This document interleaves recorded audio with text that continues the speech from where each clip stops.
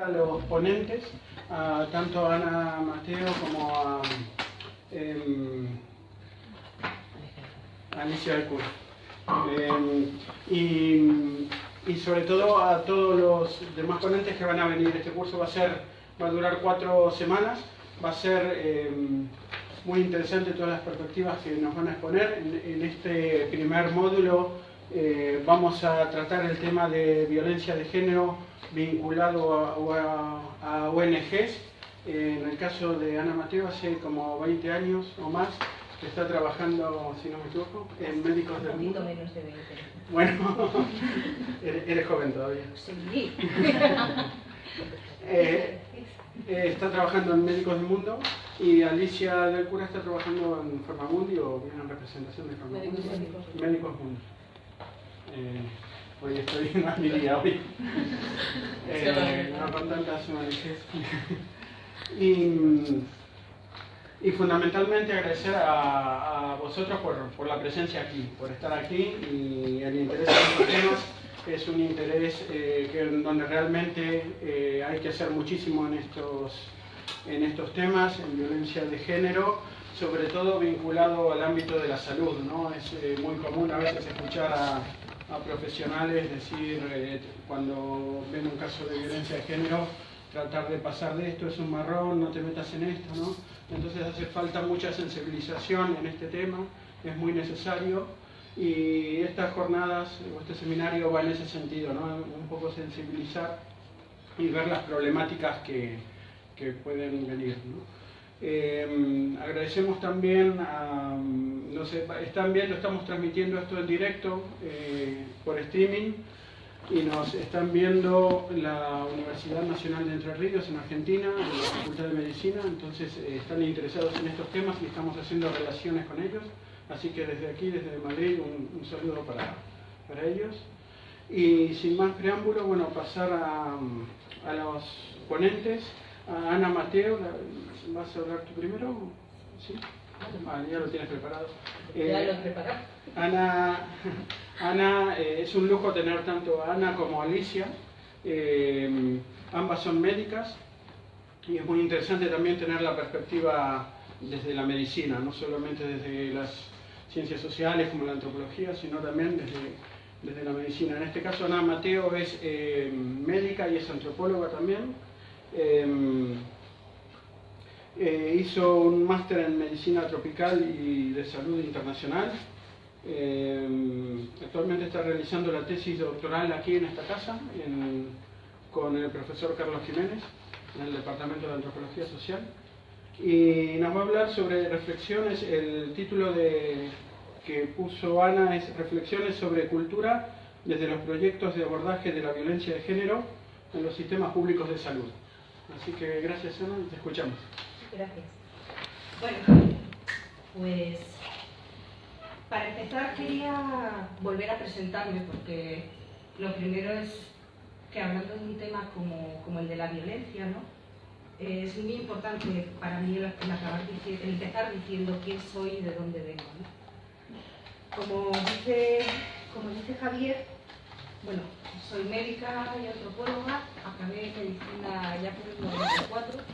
Lo primero que hice cuando acabé fue irme a un pueblecito por ahí en Guatemala a pasar consulta, pero bueno, todo lo que viví allí me cambió muchísimo mi concepto de lo que era la cooperación, el trabajo en desarrollo, en cooperación y demás. Y desde ahí pues he seguido dando vueltas, ¿no? Dando vueltas a qué era realmente lo que quería. Y en medio de eso, pues bueno, hice algunos estudios de desarrollo, otros sobre salud internacional, en fin. Y empecé a trabajar con Médicos del Mundo en el 2001, y desde entonces, pues bueno, he pasado por Bolivia. Bueno, antes de con Médicos estuve con UNICEF, he pasado por Bolivia, por Honduras, por Guatemala sobre todo. O sea, he ido dando vueltas por diferentes países como coordinadora de país. Y en esta última etapa llevo 3 años desde aquí, desde Madrid, desde la sede central de la organización. Mi trabajo pues bueno, consiste en ir apoyando en diferentes temas, sobre todo temas de enfoque, a las misiones, o sea, a los países, ¿no? Al trabajo que se hace en los países, por lo que he podido tener mucho más contacto también con, pues, con la realidad africana, sobre todo en esta última temporada. Bueno, entonces, ¿de qué quería hablar? ¿Qué era lo primero lo que empecé a pensar para hablar, ¿no? Me costó mucho pensar cómo llamar a la charla, porque realmente da un poquito de miedo hablar de cultura y hablar de violencia, ¿no? En general, y con casi todos los temas que tienen que ver con la salud, a mí me da miedo hablar de la cultura. A pesar de que ha sido mi batalla durante mucho tiempo, me da miedo. ¿Por qué? Porque mi experiencia en muchos años es que los profesionales sanitarios, cada vez que no tienen respuesta para algo, cada vez más lo achacan a la cultura, ¿no? Y me da miedo que la cultura acaba convirtiéndose en un arma arrojadiza o un sinónimo de lo que no sabe, curiosamente, en lugar de lo que la gente sabe, ¿no? Entonces, yo en los años que he trabajado, que sobre todo he trabajado muy a menudo en fortalecimiento de sistemas de salud, en acompañamiento a sistemas de salud, lo que me daba cuenta era que, yo qué sé, que las mujeres querían dar a luz en casa en lugar de hacerlo en el hospital. Pues eso son barreras culturales. Que tienen demasiados hijos, razones culturales. Que sus parejas les golpean, es cultura. Entonces, hablar de cultura y de violencia de género en la misma frase me daba un poquito de temor. Realmente quiero hablar de cultura y quiero hablar de violencia, pero quiero hablar de las culturas de alrededor y las culturas de todos. Las culturas de quienes sufren la violencia, la cultura de quien perpetra la violencia, la cultura de quien tiene que detectarla, la cultura que tiene que atenderla y la cultura de quienes somos espectadores de todo eso. Bueno, no tanto, pero es lo que voy a intentar, ¿no? Hablar.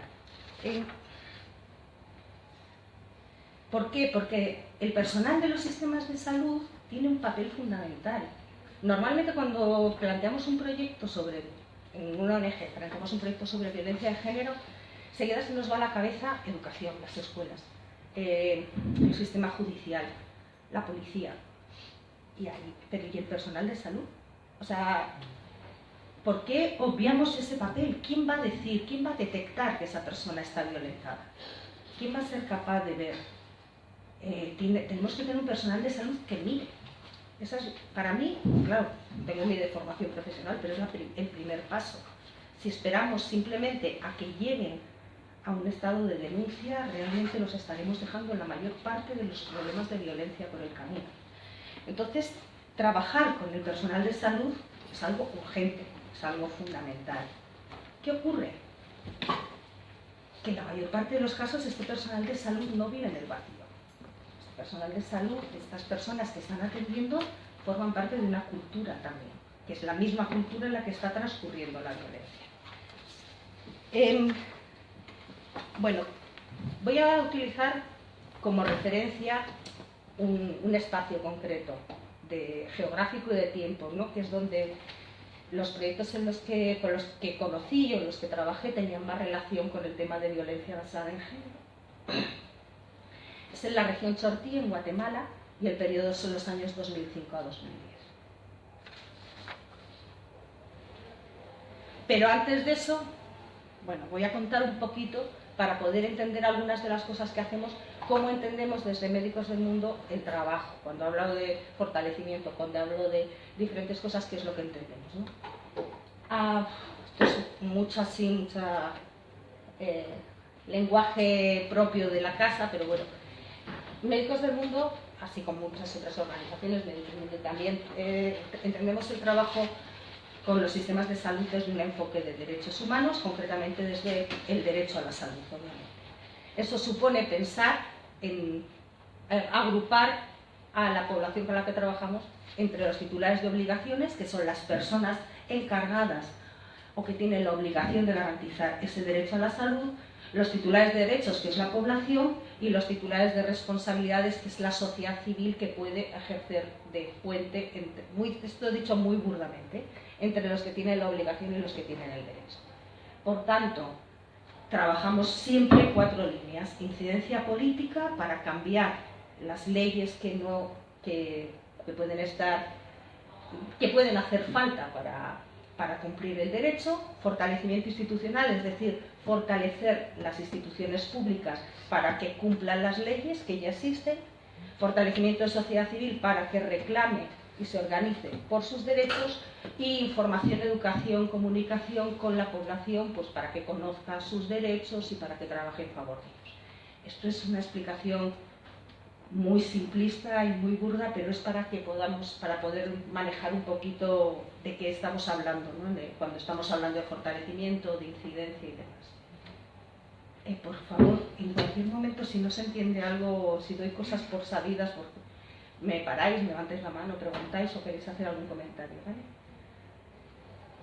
Concretamente voy a hablar mucho del fortalecimiento institucional. El fortalecimiento institucional para nosotros, cuando hablamos de fortalecer las instituciones, no estamos hablando solamente de una fortaleza técnica. O sea, no estamos hablando meramente de decir, vamos a que conozcan tal protocolo, que mejoren técnicamente tal. Estamos hablando también de trabajar con el personal de esas instituciones y en enfoques como el de género, como el de interculturalidad, como el derecho a la salud, y sobre todo también estamos hablando de abrir espacios de participación, en concreto en este caso sería dentro del sistema de salud. Entonces, bueno, estos son algunas de las aspectos en que se puede trabajar, pues bueno, desde trabajar con los recursos humanos, mejorar la gestión. Pero bueno, básicamente esto no era tampoco lo que venía a contar. Lo que vengo a contar, como decía, son los proyectos que se desarrollan en esta zona, en la región Chortí, entre el año 2005 y el 2010. La región Chortí. La región Chortí, vemos ahí el mapa de Guatemala, y concretamente esa zona que se ve en amarillo, es una zona fronteriza con Honduras. De hecho, la etnia Chortí también se encuentra en parte en Honduras. Es la región Chortí. ¿Qué ocurre con esta? Es una zona, es la única zona del país donde viven los chortís en Guatemala. Si viéramos, por ejemplo, un mapa de lenguas en el país, en Guatemala existen más de 23 lenguas diferentes de origen maya. Podemos ver, por ejemplo, el quechí, que sería la zona verde, que es una zona bastante amplia, el caciquel, hay otros que están en diferentes sitios. La región Chortí es una región que además, si vemos, está rodeada de una zona negra. La zona negra, de color negro ahí alrededor, es una zona ladina, es una zona de población blanca, es una de las zonas más blanca, por decirlo así, de más población de origen europeo del país. Con lo cual es una etnia que, bueno, tiene unas características muy concretas, ha ido perdiendo paulatinamente, casi no conservan la lengua, a diferencia de pues, yo qué sé, los quechís, que hablan el 80 y tantos % hablan su idioma. Los chortís lo hablan muy poco y además están rodeados es una isla cultural, situada en medio de comunidades ladinas. La palabra ladina en Guatemala se refiere generalmente a la población mestiza, pero con rasgos más blancos que indígenas, más o menos, por decirlo también, muy burdamente. Se podría hablar mucho más sobre el tema, pero por decirlo de alguna manera.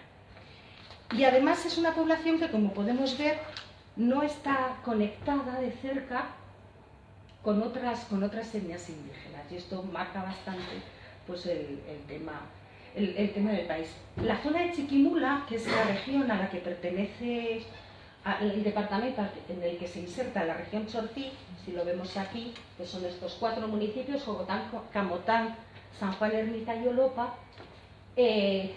Este departamento de Chiquimula, además, es uno de los departamentos, bueno, pues no es un departamento de malos indicadores dentro del país, no es de los peores, y por eso destaca más las condiciones en las que vive la gente dentro de la región.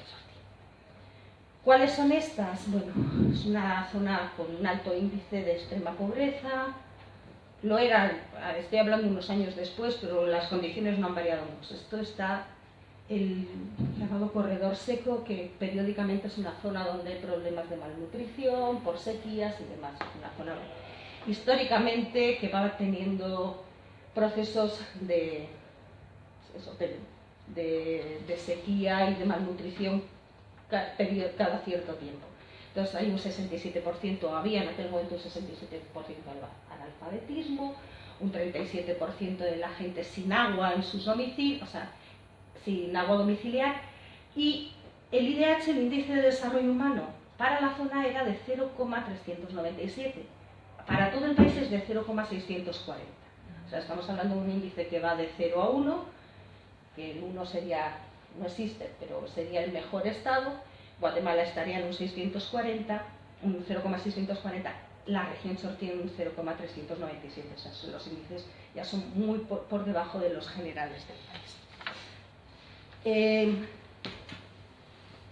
Administrativamente, en cuanto a salud, pues tenemos 4 distritos, continentes cada uno con cada uno de los municipios, y algunos datos. El 12,8%, 88% de los partos eran en aquel momento atendidos por personal cualificado. Se entiende personal cualificado, personal médico de enfermería.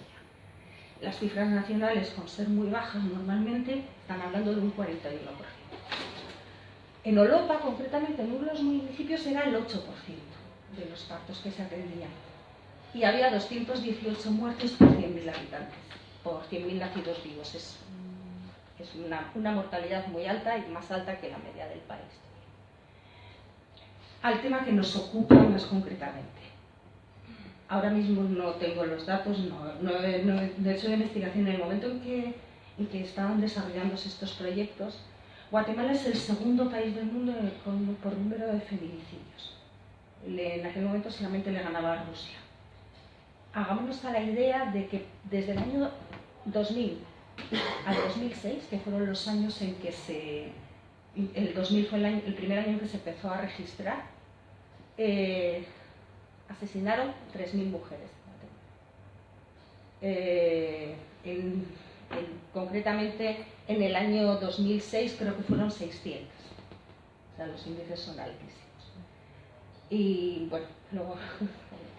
y además no existen o no existían prácticamente albergues para la protección de las mujeres, y además las mujeres indígenas se encuentran en mayor situación de desprotección porque a todos los demás problemas suman el problema del racismo, la discriminación. En este caso, en la región chortí no es tan importante el idioma porque, como decimos, el idioma chortí está bastante perdido, pero suman eso, sus dificultades para comunicarse con los operadores de justicia, por ejemplo. Pues bueno, durante estos años ya veníamos trabajando, Médicos empezó a trabajar en la región, creo recordar, en el 2001, por un tema además como siempre, de una hambruna que hubo después de una sequía, y cuando yo llego aquí, yo llego en el 2006, ya llevaban algunos años trabajando en proyectos que llamamos de fortalecimiento, de atención de salud a la mujer. Cuando hablo de esto, acordaros del esquema de antes, hablo de varios componentes y de trabajo en varios frentes, ¿no?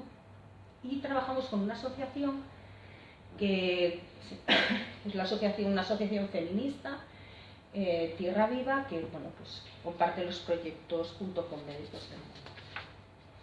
Algunas de las cosas que se planteaban aquí eran esto: la sensibilización de la violencia, en primer lugar, sensibilizar que la violencia es un problema de salud pública. La violencia, estoy diciendo la violencia todo el tiempo, pero obviamente me refiero a la violencia de género, la violencia contra las mujeres como un problema de salud pública.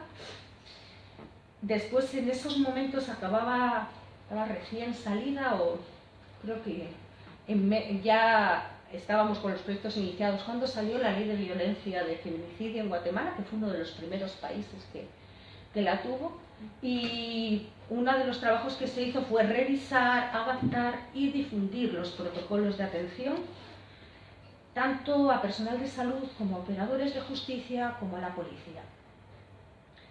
Y además queríamos crear una red de grupos, de instituciones en la región que lucharan contra la violencia y que hicieran visibilizar que no era un problema privado y que era un problema de salud pública.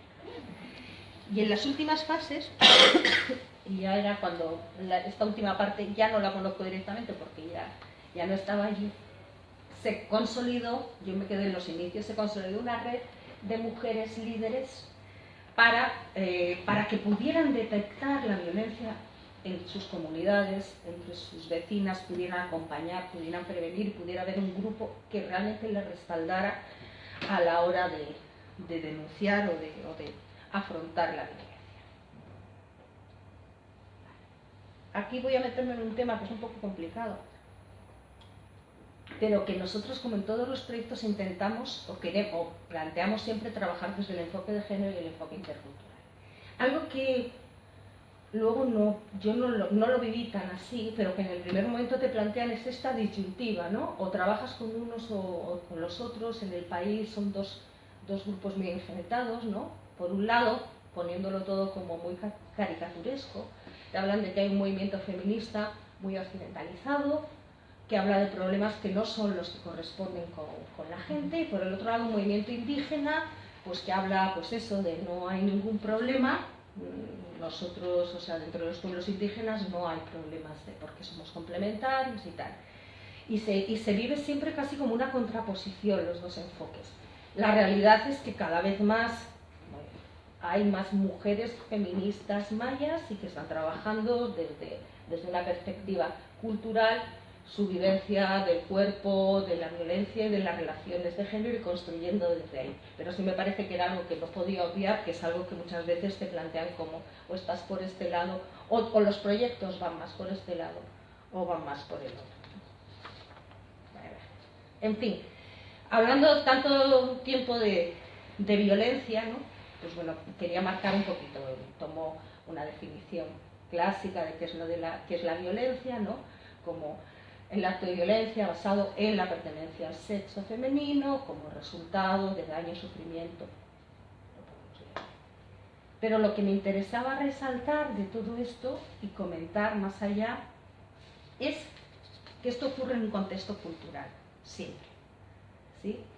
Que está ligado a procesos de construcción de las identidades, de los códigos, de las relaciones de género que están establecidas en nuestra sociedad. Y bueno, el esquema que presento aquí simplemente es para ver cómo todo esto va, no tanto por la explicación que viene debajo, sino para ir viendo cómo estamos hablando normalmente, acabamos poniendo la mirada, y desde el sistema de salud se acaba poniendo la mirada simplemente en el primer círculo, cuando todo esto se ven brincando y se va colocando dentro de toda la sociedad, en la que, por supuesto, están colocados también el sistema de salud y el personal de salud.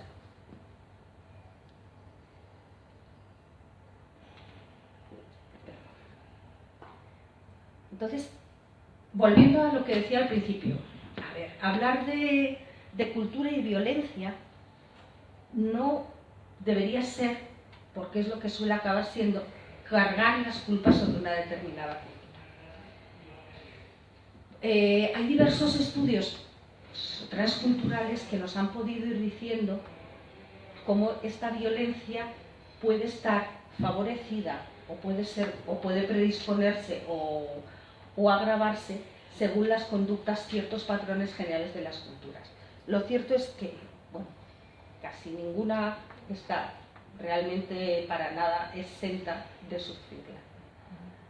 Hablamos, por ejemplo, de uno de los factores que pueden existir alrededor para predisponer o para agravar la violencia, o para predisponer o para proteger, perdón, la violencia.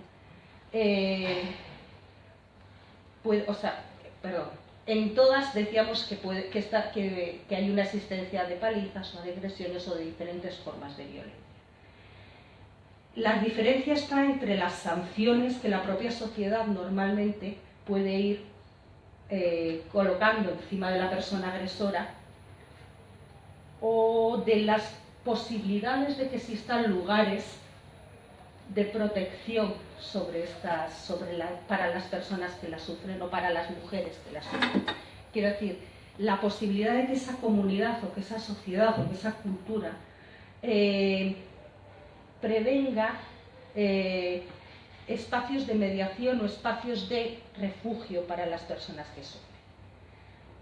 Otro factor importante es la masculinidad, a qué va asociada esa masculinidad, y si va asociada más a conceptos más machistas, más del honor, más masculinos, y que serían los que darían los niveles más altos, las sociedades con los niveles más altos de violencia.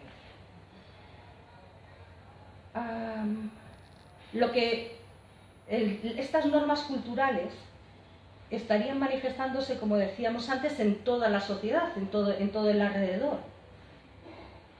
Y sobre todo tendrían que ver con cómo se ven en general los mensajes en general de dominación al interior del hogar.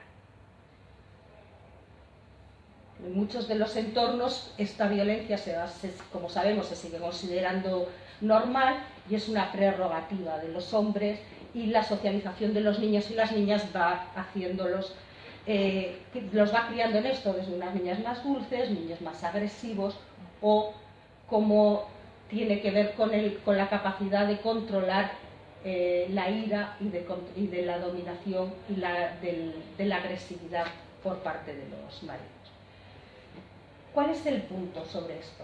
Que son temas de los que normalmente no hablamos. Sabemos que es evidente que la violencia se está generando en un entorno determinado, pero cuando nos dedicamos a estudiar esto, ¿de qué cultura? ¿De la cultura de quién estamos hablando? Normalmente ponían este dibujo de la cultura de quien acabamos hablando, es de la cultura que se ve abajo, de la del grupo de gente campesina, o yo estoy hablando del caso desde un proyecto de desarrollo. Pero está el sistema de salud, está el sistema judicial, está la policía o las personas que tienen que atenderlo. Por eso tenemos que empezar también a analizar cuáles son los conceptos que tiene el personal de las instituciones que tienen por mandato atender, denunciar o curar esta violencia. Y también entender no solamente la visión que tienen de esta violencia, sino cómo se relacionan entre ellos estos actores, cómo son las relaciones que se establecen dentro del sistema de salud, entre unos y otros, cómo son las relaciones normales, más allá de la violencia, de la atención de la violencia que se desarrollan entre el personal de salud y la población a la que atienden. En muchos de los casos podemos estar viendo relaciones que tienen intrínsecamente una violencia, ya no hablemos simplemente del parto o de la violencia obstétrica, sino de la forma de relacionarse en la cual se basan o se expresan discriminaciones históricas, formas de relación, de poder totalmente jerarquizadas.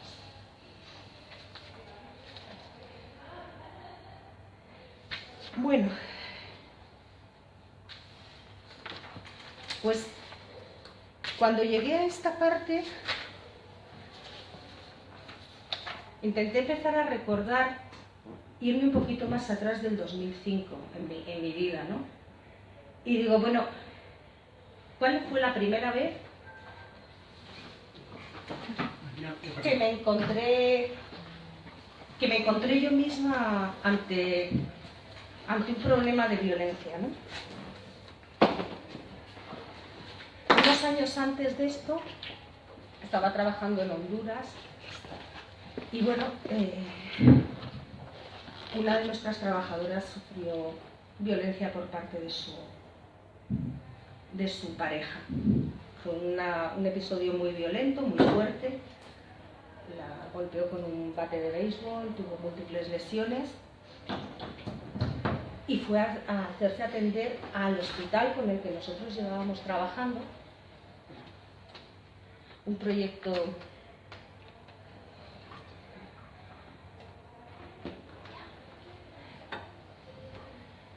esa mujer fue a hacerse atender al hospital con el que nosotros trabajábamos, un proyecto que no tenía que ver con la violencia de género, era un proyecto sobre atención pediátrica, y la atendió una doctora, la dejó ir sin un parte, sin nada.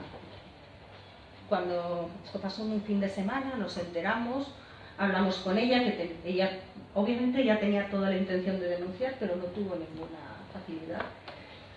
Realmente fueron un par de días demenciales a partir de ahí, porque para mí supuso muchísimas cosas, pero sobre todo enfrentarme a lo poquísimo que sabía sobre este tema y lo poquísimo que había preguntado sobre el tema, lo poco que había indagado. Y me pareció, cuando en un momento dado confrontamos de alguna manera cómo no le ha dado un parte a esta mujer, la respuesta primera fue: yo no vi esa lesión, concretamente la lesión que tenía en la cabeza, que fue una brecha con 17 puntos.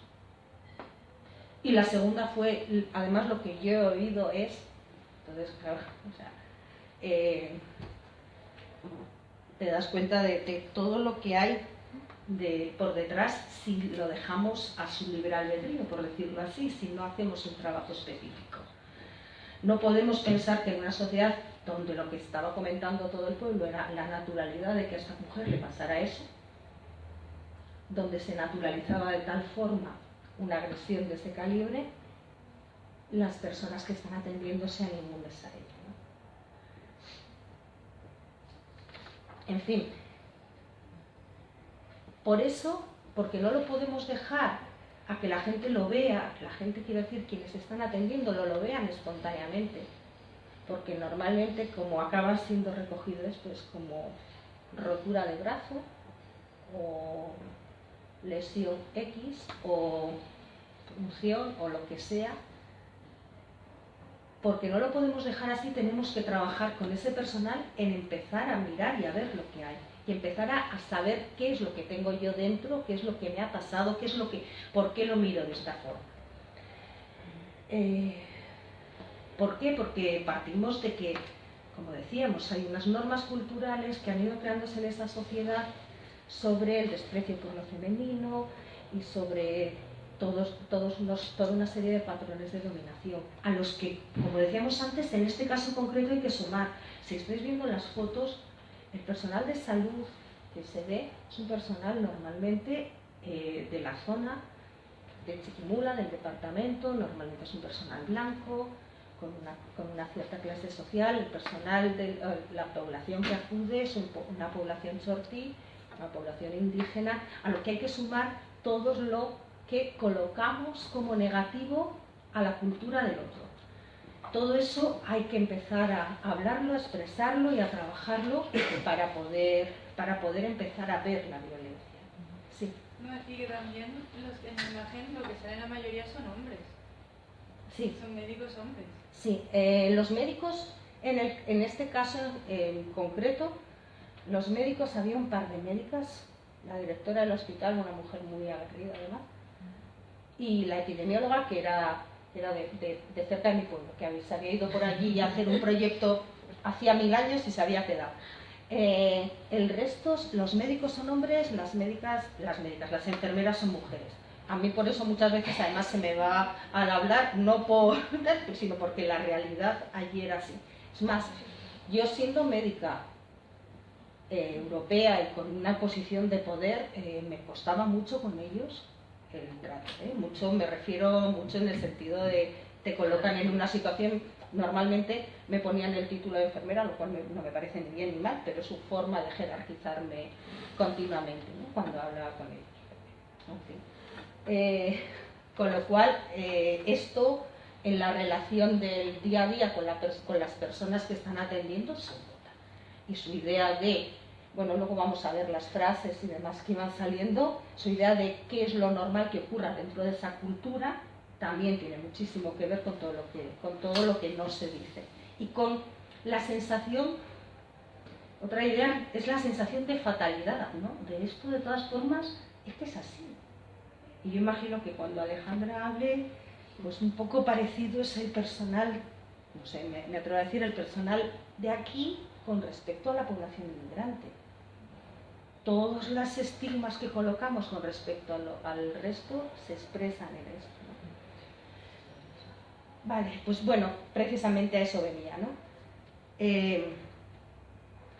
Pues es que cada vez más, o sea, al final hablar de cultura, aquí lo veo, pero es que mis últimos años en Guatemala eran eso, cada vez que me decían, no, es que es su cultura, era sinónimo de eso, de no civilización, ¿no? O sea, es que es lo que ellos hacen. es que ellos viven así, es que, doctora, no. Entonces, precisamente un término expresa todo lo contrario, ¿no? Lo que uno conoce, lo que es, su sabiduría, acaba sirviendo para todo lo contrario. Vale, entonces, en medio de todos estos proyectos, si me podéis seguir el hilo porque me voy un poquillo, de repente trabajamos algo que fue un diagnóstico que se hizo bastante a fondo, sobre la salud sexual y reproductiva y la violencia hacia las mujeres en la región. Se hizo en mayo del 2006, se trabajó con grupos focales, con mujeres de la región, luego con personal de salud, se hizo entrevistas y tal. Esta es una foto de un grupo focal, por lo menos así me parecía a mí. Yo no estaba en el momento en que se hizo, pero me parece un poco grande, pero imagino que será alguna dinámica que se hizo pre o así con el grupo focal, pero era para que vierais, pues bueno, Solo el tipo de de población. Sí, los grupos focales se hicieron solo con mujeres. También es eso, o sea, también era para ver la vestimenta, eso es parte de lo que sería el traje típico chotí, con ese tipo, más que el traje típico, el tipo de colores y demás que se utilizan. Vale, entonces fue una investigación de los conocimientos, actitudes y prácticas en dos aspectos, sobre el programa de salud sexual y reproductiva, concretamente con programa de salud reproductiva, en el momento no era programa de salud sexual, era reproductiva, y cómo entendían la violencia. Los términos, ahí pone intrafamiliar, son los términos que eran los autorizados en aquel momento para usar en el país y en ese momento concreto. Y cuáles eran los recursos que ellas utilizaban. Entonces, bueno, voy a comentar un poco cuáles eran, por un lado, las percepciones que tenía la población. Pues bueno, por un lado las percepciones que tenían las mujeres y los hombres acerca de los sufrimientos, de la distribución del trabajo y tal, pues sí, obviamente son pautas que se van heredando, que se van aprendiendo de generación en generación, y en general sí, es cierto, la violencia se considera algo normal y común. Es un problema privado, es una costumbre que las mismas mujeres no comparten porque forma parte de la vida, de lo que toca, ¿no? Algunas de las frases que dicen cuáles son los motivos de la violencia, frases del estudio, pues porque no les sirve la comida, porque los hombres deciden sobre una, dicen como si les perteneciera, porque buscan apoyo y piden auxilio, otras no, porque van contra sus creencias, se cree que las mujeres tienen que aguantar. Si ya se casó, esto es muy significativo, y regresa a su casa y está el chicote, o sea, no, el chicote es el palo. No puedes, no vas a volver a tu casa. Volver a tu casa, reconocer que estás siendo violentada es una vergüenza. No es una vergüenza que te violenten, es una vergüenza que no lo aguantes, ¿no? Ya vos te lo buscaste, por la cultura, los padres tapan a los hijos, se oculta. Estas son las percepciones que hay. Y desde el sistema de salud, pues el análisis que hacen desde la perspectiva nos muestra cómo los profesionales que trabajan también reproducen patrones que mantienen a la mujer en esa posición de subordinación en el riesgo de violencia. El papel, pues verlo desde una perspectiva de género nos permite ver el papel que tiene el personal minimizando estos hechos. Diciendo, bueno, no tanto los síntomas o las enfermedades que presentaban estas mujeres que vivían esta situación de violencia.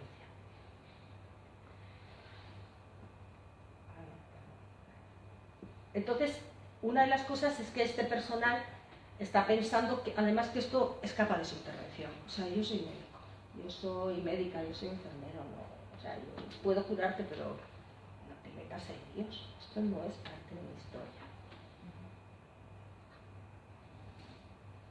Cosas que decían, pues lo mismo, se transmite de generación en generación, es por la falta de educación, por cultura, así lo hacía mi papá, así lo hago yo. Además, es que otra de las cosas que dicen es que las mujeres no van a denunciar, siempre le van a proteger, no merece la pena meterse porque luego van a salir y simplemente vienen cuando ya la situación es muy grave.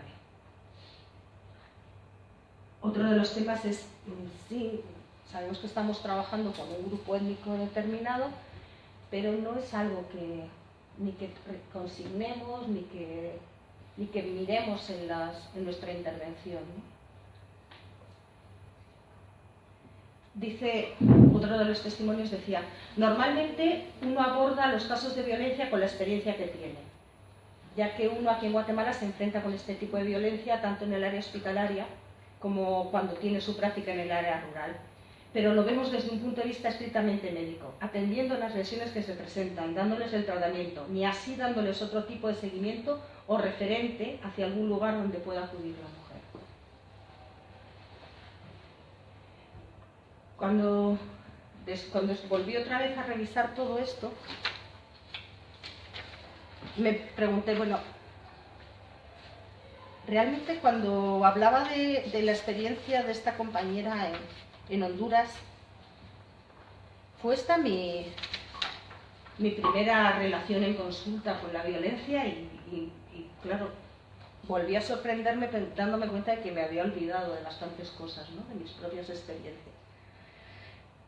Como os digo, la primera vez que yo salí recién acabada la carrera, a Guatemala, precisamente, esto es San Miguel Pochuta, que es la zona donde yo trabajé, pasaba consulta, creo que es de las pocas veces que he pasado consulta en mi historia, y me vino, una de las consultas vino una mujer embarazada. Venía a pedirme que la apoyara porque su marido acababa de arrastrarla por el suelo, le había pateado y demás. No tenía signos visibles de violencia, ni el embarazo estaba bien, estaba evidentemente aterrorizada, nerviosa, bueno, como os podéis imaginar. Tuvimos un rato, hablamos, hice en parte, preparé para acompañarle y al cabo de unos días, pues bueno, llegó con su familia a pedir que por favor no quería denunciar. Y me dijo algo que es me imagino que todos los que pasan consulta lo hayan oído alguna vez, ¿no? Lo de, doctora, es que me pega lo normal, ¿no?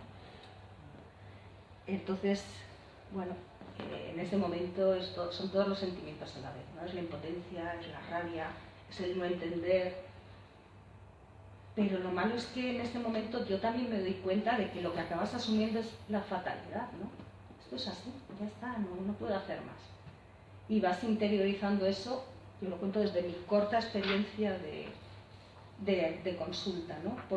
Porque todo esto me pudo ir ayudando a empatizar con lo que pasa con las personas que trabajan en el sistema de salud. Y ya intenté revisar más allá la historia, porque seguí intentando ir para atrás y revisando mi historia bueno, pues tampoco esa vez fue la primera vez que había convivido, que había tenido de cerca la violencia. Pues porque esa fue la primera vez que la tuve desde un lado del prestador. Pero imagino que como casi todos, hay gente que es más joven, ¿no? Pero yo creo que casi todos hemos tenido experiencias de gente cercana, de vivencias fuertes de violencia y donde sobre todo esto se quedaba, para mí eran estas palabras, ¿no? O sea, era privado, era inevitable, era algo sobre lo que no podías hacer nada. Y eso ha ido calando y hay todo un proceso de construcción en mí, y en casi todos, imagino, de las que estamos ahora aquí, que yo concretamente cuando trabajo con el personal de salud, no les doy la oportunidad de tener. Lo que quiero es ayudar a desencadenar ese proceso que yo he tenido que ir haciendo posteriormente, porque instintivamente yo también protejo esos episodios dolorosos. Protejo y olvido y considero como privado e inevitable los gritos o las broncas que se escuchaban desde el piso de abajo de mi vecina, o historias que han sido muy dolorosas, como bueno, la hermana de una de mis mejores amigas fue asesinada por su novio cuando yo tenía 18 años y yo la había olvidado mientras escribía esta historia. Entonces, todas estas cosas son las que te hacen ver qué peso tiene la normalización que vivimos de la violencia, y estoy hablando desde una persona que, bueno, considero que ha tenido una formación en género y un propósito de ir cambiándose en mi vida. Por eso intento no juzgar tan fuertemente, o no, sí juzgar, pero no depositar tampoco la carga de la culpa en el personal de salud, que acaba haciendo lo que puede con los instrumentos que tiene, y con quien lo que tenemos que hacer es procesos fuertes de acompañamiento y de sensibilización. Voy a apuntar otra cosa, no me voy a meter a fondo porque sé que va a haber charlas sobre esto, pero no podía hablar de violencia porque en realidad yo he trabajado mucho más sobre muerte materna que sobre violencia como entendemos clásicamente la violencia. Pero la violencia, pues digo, la muerte materna es otro de los casos más extremos de violencia sobre las mujeres. Se define muerte materna como las muertes ocurridas durante el embarazo, parto o dentro de los 42 días después de la terminación del mismo, por causa relacionada o agravada por el embarazo, parto puerperio o su manejo, aunque no por causas accidentales. Bien, casi todas, prácticamente todas las muertes maternas son evitables, casi todas. El porcentaje en los países donde esto se controla es mínimo. Las muertes maternas ocurren por los obstáculos que impiden a las mujeres tener acceso a una atención adecuada de su parto. Es así. El primer problema, vuelta otra vez, cuando te enfrentas a la muerte materna, es que la población no se considera algo escandaloso. Muerta está, se tenía que morir, le llegó su hora. Habla de una muerte materna como quien habla de la muerte de mi abuelito, que me dolió mucho, pero pues tocaba. No, el escándalo de que detrás de ellas está la negación de las mujeres de la posibilidad de tomar decisiones sobre su propio cuerpo, es lo primero que tenemos que empezar a trabajar. Con el personal de salud, con la población. He tenido uno de los momentos así durante mi trabajo donde he tenido que hacer más ejercicio de autocontrol, fue delante de un director de hospital que me dijo esto: la muerta está, no la vamos a resucitar. ¿Qué se le va a hacer ante una mujer que había muerto de parto en su hospital? Igual, bien, cuesta, pero también, no voy a disculparlo, pero entiendes que entra dentro de una normalización también. Se normaliza todas las muertes que tienen que ver con esta violencia por dejación, por no hacer, o violencia directa. Bueno, me he enrollado, esto venía a contar esta parte. En fin, hablando, casi ya terminando, hablando del control de las mujeres sobre su propio cuerpo. En esta misma región, en la zona Chortí, yo creo que una de las frases que escuché una vez fue de las que más me han impactado sobre este tema. Y no tiene una relación directa así con la violencia. Bueno, trabajamos, como os he dicho antes, con un grupo de mujeres, de una red de mujeres que acabaron luego apoyándose unas a otras en estos casos, las mujeres líderes, ¿no? Con este grupo de mujeres trabajamos 2 días en un taller. Yo llegué el segundo día y estábamos haciendo la evaluación de qué era lo que más les había gustado del taller. Y la mayor parte de ellas, o un buen número de ellas, lo que nos dijeron es que lo que más les había gustado era que la noche anterior, en la fiesta que se había hecho, habían hecho, yo no estaba, una pequeña fiesta, habían bailado, ¿no? Y que para algunas era la primera vez en su vida. Estamos hablando de mujeres que tenían como mínimo entre 30 y 50 años, ¿no?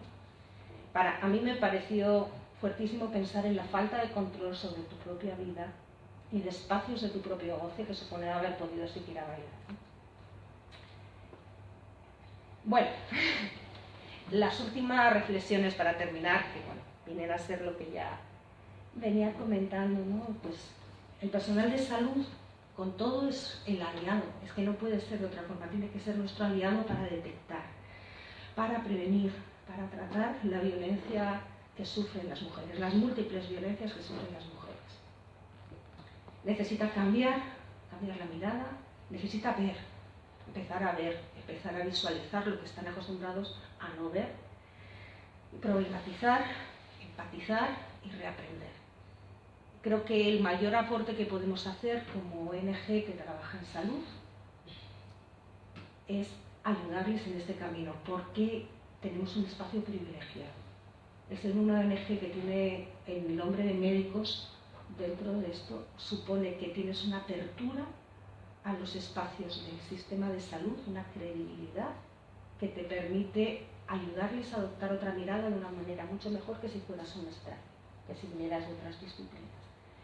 Pero esto supone también por nuestra parte un proceso de reconocer, de estar dispuestos a implicarnos, a reconocer preconceptos, a reconocer nuestros errores y a sentirnos vulnerables y apoyar todos los cambios que se vayan a realizar. Y ya está, eso sería.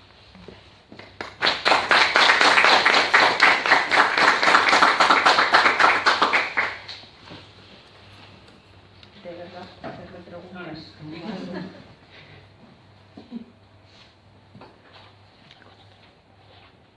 La violencia materna, ¿en qué lugares has dicho que la has visto más? La muerte materna. Bueno, yo lo he visto sobre todo en las dos zonas donde trabajábamos. Era más frecuente todavía en la otra zona, en la zona esa que se veía en verde arriba, la zona de población quechí, era todavía más frecuente. Depende de muchísimos factores, pero en general detrás de todos ellos hay un trabajo, hay un tema de eso, de falta de poner en valor la vida de las mujeres y posibilidad de que ellas puedan decidir sobre lo que hacen. La decisión de dónde dar luz a una mujer no es de ella. Puede ser de su marido, puede ser de su suegra, de su suegro, generalmente no la toman.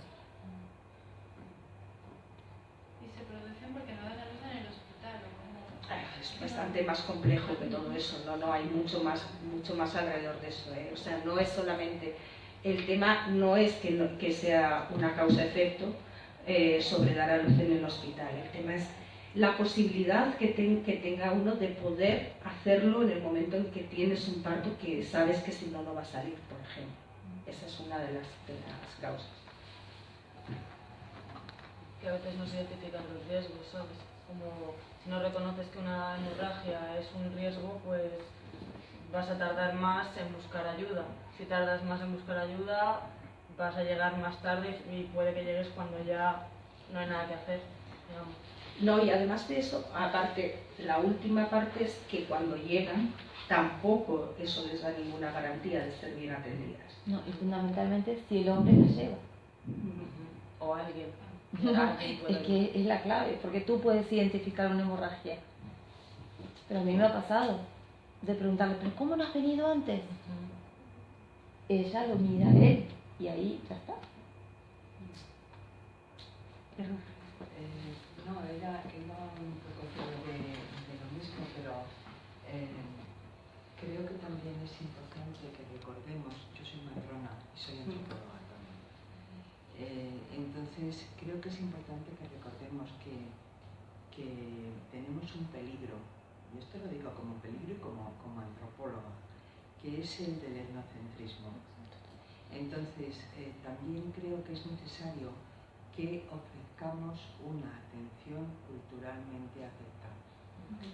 Porque si no, por ejemplo, el hecho de trasladarse para ir a un hospital pues puede depender sencillamente de que saben que en el hospital las van a desnudar para parir y ellas no pueden parir desnudas. Entonces puede, simplemente por ese hecho, o que la comida que les van a dar en el hospital es una comida que ellas consideran que no deben de comer porque no es buena para el parto, no es buena para el bebé o la bebé. Entonces, muchas veces tenemos que hacer un ejercicio de autorreflexión y tenemos que tener también mucho cuidado los profesionales sanitarios porque pertenecemos a una cultura. Y eso no lo podemos no lo podemos evitar. Entonces, algunas veces, por favor, intentamos imponer esa cultura porque nos parece que es lo mejor que se puede hacer y que en ese momento, si ha habido una hemorragia, como no has venido antes, porque resulta que descubres que es una placenta previa y que ya en ese momento, pero claro, hacer culturalmente aceptable esa asistencia. A mí había un dato que me ha llamado la atención porque no lo ponías y me gustaría saberlo. Hablabas de un 12,88 partos atendidos por personal médico o de enfermería y por parteras tradicionales. A ver, en esta zona, ahora mismo no me acuerdo los datos de memoria, en esta zona casi todo el parto no atendido por personal institucional era por parteras. En cambio, en la otra zona donde estoy diciendo que yo no quería entrar a hablar porque eso es otra historia, o sea, es mucho más complejo para... En la otra zona que estoy diciendo, donde la mortalidad materna era mucho mayor, la mayor parte de los partos no eran atendidos ni por personal institucional ni por parteras, y ahí la mortalidad materna era mucho mayor. O sea, el proyecto, me he centrado en una parte, tenía una gran parte de trabajo con parteras, con matronas tradicionales, donde ellas hacen el papel, por supuesto, de atender los partos, pero además de poder acompañar el parto que se ve en riesgo y al hospital. Y además nuestro trabajo era, cuando hablamos de librar de preconceptos al personal de salud, hablamos precisamente de eso. Déjale entrar a la comadrona, déjale entrar y estar con la mujer en el parto, déjale... O sea, deja entrar al marido, o deja entrar a los niños porque es el marido el que la tiene que sustentar. Pero bueno, dependiendo, cuando ella se cuelga del a eso voy, columpio. dependiendo de las situaciones, ¿no? Todo eso, claro, todo esto lo he contado, he intentado contar en 2 diapositivas que la muerte materna, para mí y para muchos, es una forma de violencia, porque al final cualquiera de estas cosas, no estoy hablando de violencia porque el marido les impida ir, no estoy hablando de violencia solamente porque la vida de esa mujer no tenga valor y la comunidad no acabe visualizando y movilizándose, esa es otra.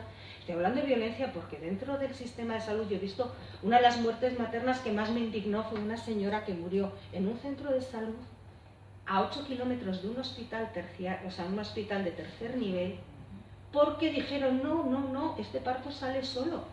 Y la señora se murió aquí. Cuando yo me enteré al cabo de unos días, que yo estaba de viaje cuando regresé, ¿pero cómo se ha muerto la señora así? Pues porque no hay voz, o sea, porque no tiene una voz propia. En este caso ni ella ni su marido, que era quien le estaba acompañando.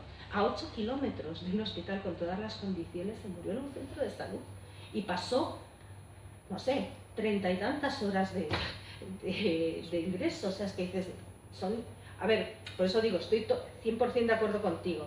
Que igual al decir las cosas muy rápido, pues eso, simplificamos y lo vemos simplemente por un lado. O sea, cuando hablo de que la muerte materna es causa de una dejación, es una dejación de múltiples dejaciones normalmente. Que tú decías, imagino que, bueno,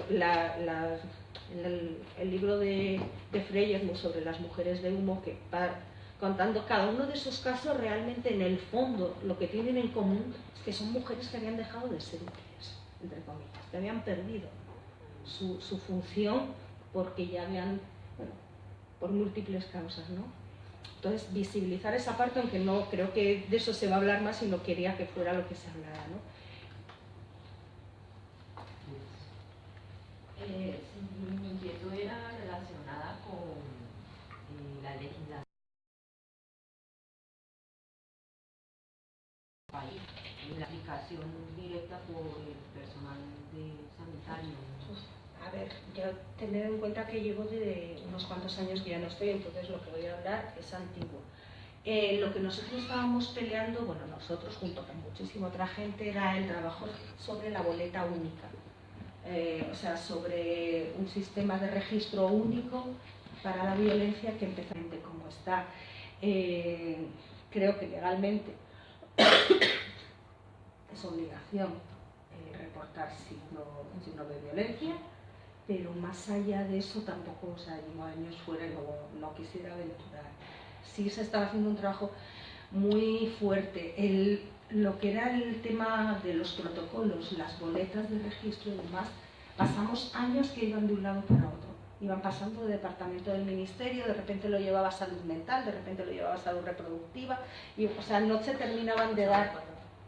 Sí, se iban pasando la patata, o sea, no se terminaba de decir, este es el modelo oficial. Entonces yo todo el tiempo he trabajado sobre últimas versiones, porque muchas de las excusas también muchas veces eran, no existe un protocolo, no existe una boleta última, tal, y bueno, pues mientras no exista vamos trabajando con esto, ¿no? Pero no sé si te he contestado.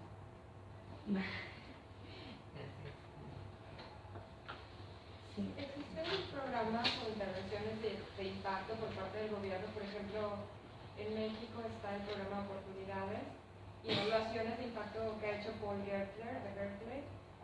Lo que ves es que cuando se empoderan a las mujeres a través de una transferencia, ellas atienden, porque es obligatorio ir a atenderse a las clínicas, y eso ha disminuido un poco la mortalidad materna, pero en el caso de Guatemala no sé si esto existe. O sea, la verdad es que, bueno, Alicia puede contar mucho más porque hay en el caso de Guatemala sobre el tema de la atención de parto está variando muchísimo, la atención culturalmente adecuada. O sea, vuelvo a decir, cuando yo me fui estaba recién empezando en la unidad de medicina tradicional y pueblos indígenas, se estaba creando protocolos al respecto, era una pelea el parto, o sea, los protocolos de atención de parto vertical, o sea, ha ido variando mucho y ha ido mejorando mucho en ese sentido, sobre todo, creo yo, en el sentido de adecuación cultural. Pero más allá de eso, o sea, creo que tanto con el tema de violencia, de parto, de mortalidad materna, como con el tema de violencia, la parte que a mí me interesa más, no la que me interesa más, la que creo que tenemos un valor para trabajar sobre ella, es el trabajo con, como decía, con el personal de salud. Hay muchas otras organizaciones que pueden y están haciendo trabajo en movilización con las mujeres y demás, lo cual no quiere decir que no lo abordemos, pero generalmente incluso lo abordamos a través o junto con otras organizaciones del país que tienen muchísimo más claras las claves y la forma y demás de acercarse. Y creo que lo que nosotros tenemos de ventaja es poder hablar, o sea, tal y como yo puedo hablar, a pesar de todo, con alguien, con un director de hospital, a pesar de que a veces me tire de los pelos, no lo puede hacer otro. Y no tienes autoridad de decirle, pero fíjate, o sea, no me digas esto, si tú sabes que pasa esto y esto, y además tenemos que empezar a mirar las cosas así. Ese trabajo creo que es lo que nos da una condición privilegiada, sin olvidar que te podemos y debemos hacer los otros, ¿no?